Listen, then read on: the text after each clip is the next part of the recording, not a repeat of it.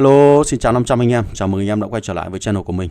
Và ngày hôm nay thì mình sẽ giới thiệu với các bạn một vị sĩ quan mới xuất hiện ở trong quầy rượu trong cái tháng này. Khi mà cái quầy rượu sắp mở rồi, chúng ta sẽ cùng xem sĩ quan đó là sĩ quan nào và bộ kỹ năng của anh ta có điều gì đặc biệt nhé.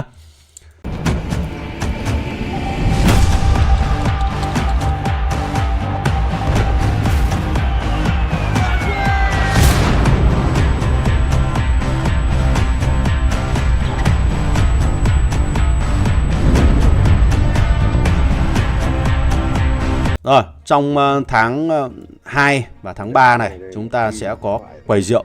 Và trong quầy rượu này sẽ có một sĩ quan mới xuất hiện, có tên là Robert Brown. Anh chàng này là một sĩ quan thế hệ thứ tư và có 3 thuộc tính là linh hoạt, chiến đấu trên chiến trường và có khả năng phòng thủ. Anh chàng này là một sĩ quan của Mỹ.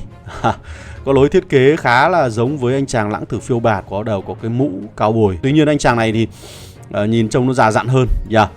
Và để sở hữu được anh chàng này thì các bạn cần phải có 10 cái tượng sĩ quan của anh ta ở trong quầy rượu nhá. Rồi chúng ta sẽ cùng đi chi tiết hơn về bộ kỹ năng. Kỹ năng đầu tiên là kỹ năng chiến thuật. Kỹ năng này sẽ cung cấp ra một lớp khiên có hệ số là 2150 trong 4 giây. Mà nếu như đơn vị anh ta có độ bền dưới 50% thì sẽ tăng kháng sát thương lên đến 60% trong 4 giây. Một cái lượng kháng rất lớn để giúp cho đơn vị của anh ta có thể tồn tại lâu hơn ở trong các pha giao tranh, đặc biệt là dưới 50% độ bền. Cái kỹ năng này nó khiến mình nhớ đến kỹ năng thức tỉnh của anh chàng Svalin khi anh ta cung cấp một lượng kháng sát thương là 50% khi độ bền nhỏ hơn 20%. Rồi, kỹ năng thứ hai là một kỹ năng dạng phòng thủ có thể học được cho tất cả các đơn vị. Đó là tăng cường kháng sát thương đòn tấn công thường và kháng sát thương kỹ năng lên đến cái đòn tấn công thường thì được kháng là 30%, mà có đòn kháng sát thương kỹ năng sĩ quan là sẽ là 20%. Đây là kỹ năng phòng thủ mà có thể áp dụng cho tất cả các đơn vị khác. Cho nên mình nghĩ rằng cái kỹ năng này cũng khá là phù hợp dành cho những người mà chỉ chuyên học tập kỹ năng từ các sĩ quan quầy rượu. Kỹ năng thứ ba là một kỹ năng dạng phòng thủ khác, là khi đơn vị lính của anh ta bị tấn công bởi các cái lính đồn trú trong căn cứ. Lính đồn trú trong căn cứ thì sẽ nhận được một lớp kháng là 32%. Cái kỹ năng này sẽ không có hiệu quả ở trên chiến trường. Tức là các bạn tấn công lính ở trên chiến trường thì sẽ không nhận được 32% kháng này, mà bắt buộc các bạn phải tấn công căn cứ của địch. Và lính ở trong căn cứ đó bắn vào các bạn thì mình mới nhận được kháng sát thương là 32%. Đây là một trong số những kỹ năng mà mình thấy nó sẽ rất phù hợp với những đơn vị là xe tăng hạng siêu nặng hoặc là bộ binh mà chuyên dùng để làm bao cát hấp thụ hỏa lực của kẻ địch khi mà chúng ta tấn công căn cứ. Một cái sĩ quan thật là tuyệt vời. Kỹ năng thứ tư là một kỹ năng dạng cân bằng. Kỹ năng này đơn thuần là tăng hỏa lực lên 10% và độ bền lên 30% thôi. Với kỹ năng cân bằng như thế này và cần phải tốn 180 tượng vàng thì có lẽ là mình sẽ không khuyến khích các bạn học tập kỹ năng này cho lắm. Và trong 3 cái kỹ năng mà của sĩ quan quầy rượu này thì đúng là kỹ năng đáng giá nhất để cho các bạn theo lối chơi là học tập kỹ năng từ các sĩ quan quầy rượu. Thì đây là kỹ năng mà các bạn có thể tập trung để nâng cấp, và sau đó cho bất kể một đơn vị lính nào, một sĩ quan nào của các bạn học lại.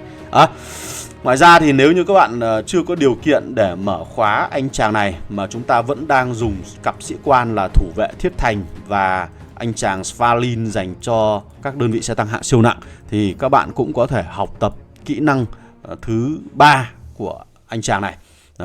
Để giúp cho đơn vị xe tăng hạng siêu nặng của mình có thể cứng cáp hơn khi mà tấn công vào các căn cứ. Kỹ năng cuối cùng là kỹ năng thức tỉnh.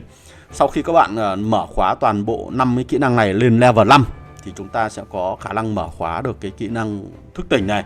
Kỹ năng này là một kỹ năng mới và dạng bị động, tức là khi chúng ta tấn công vào các căn cứ thì kỹ năng chiến thuật của anh chàng này có thể áp dụng hiệu ứng là thách thức. Khi mà lính của anh ta rơi vào cái trạng thái thách thức này thì tất cả các đơn vị lính đồn trú trong căn cứ của kẻ thù sẽ phải bắn vào đơn vị lính này.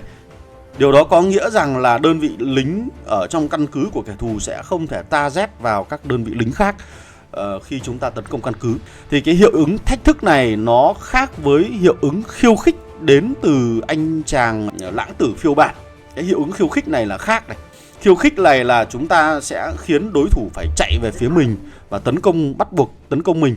Còn hiệu ứng là thách thức. Cái hiệu ứng thách thức này sẽ biến đơn vị lính của anh ta vào một cái trạng thái mà khiến cho tất cả các kẻ địch ở trong căn cứ đồn trú, đang đồn trú trong căn cứ bắt buộc phải tấn công anh ta. Và những đơn vị lính đồn trú đó sẽ chỉ bị thách thức trở lại sau 16 giây. Điều đó đồng nghĩa với việc là nếu như mà kẻ thù có sử dụng nhiều sĩ quan này cùng tấn công vào căn cứ của mình thì chúng ta sẽ có thể chỉ bị áp dụng bởi một cái hiệu ứng thách thức trong cái thời điểm tấn công đó thôi. Bởi vì mình nghĩ rằng là căn cứ của các bạn liệu có sống quá được 16 giây hay không, điều đó còn tùy thuộc vào năng lực của các bạn. Ok, để cái con số 16 này nó khá là... Với việc ra mắt một cái sĩ quan này, theo mình đánh giá thì nhà phát hành đang muốn có một mũi tên được trúng 2 đích. Đó là nhà phát hành muốn chúng ta phải đem các căn cứ ra ngoài chiến đấu nhiều hơn, sử dụng các tập đoàn quân để bảo vệ các căn cứ thay vì lối chơi là nằm ngửa, lối chơi con rùa và lối chơi phòng thủ. Nhà phát hành sẽ không khuyến khích cái lối chơi đó nữa bởi vì sự xuất hiện của sĩ quan này. Bởi vì các bạn sẽ rất khó để có thể tồn tại và sống sót ở trên chiến trường với cặp sĩ quan này. Và trước đây chúng ta đã có cặp sĩ quan là anh chàng này cộng anh chàng Svalin, là các bạn đã thấy được cái mức độ khủng khiếp khi được triển khai trên các đơn vị xe tăng hạng siêu nặng rồi chứ. Và với bộ kỹ năng của anh chàng này nữa cùng xuất hiện như vậy thì các đơn vị xe tăng hạng siêu nặng nó thực sự là rất cứng ở trên chiến trường. Và có một điểm lưu ý nữa là anh chàng này là một sĩ quan linh hoạt, cho nên là chúng ta có thể triển khai trên các đơn vị bộ binh được, đều có thể sử dụng để đem làm bao cát để hấp thụ hỏa lực của kẻ địch khi mà chúng bắn ra từ các căn cứ. Đấy là mục tiêu thứ nhất. Và mũi tên thứ hai mà nhà phát hành muốn nhắm đến đó là sẽ ép buộc những người chơi theo lối chơi con rùa, theo lối chơi phòng thủ thành phố nâng cao thì chúng ta bắt buộc phải sở hữu sĩ quan này. Đây là một trong số những sĩ quan quầy rượu khác. Việc xuất hiện anh chàng này nó là một nhân tố dường như là thúc đẩy cái quá trình nâng cấp cô làng này từ sớm của nhiều game thủ. Tuy nhiên là nó vẫn chưa đủ.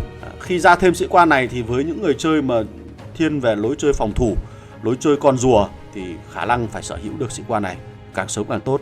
Thì lúc đó chúng ta mới có cơ hội được sống sót lâu hơn ở trong các pha giao tranh, đặc biệt là khi đối phương tấn công căn cứ của mình. Đây chính là một cái mũi tên mà trúng 2 đích. Rồi, với những cái phân tích như vừa rồi thì các bạn cảm nhận như thế nào về anh chàng này? Liệu anh ta có xứng đáng xuất hiện ở trong quầy rượu hay không? Và vai trò của anh ta ở trên chiến trường với sự thay đổi meta sắp tới ở trong trò chơi game này thì các bạn sẽ nhận định như thế nào? Thì hãy để lại phần bình luận. Và ngoài ra đừng quên cho mình một like, share và subscribe channel của mình nhé. Còn bây giờ chào tạm biệt và hẹn gặp lại các bạn ở trong các video clip lần sau.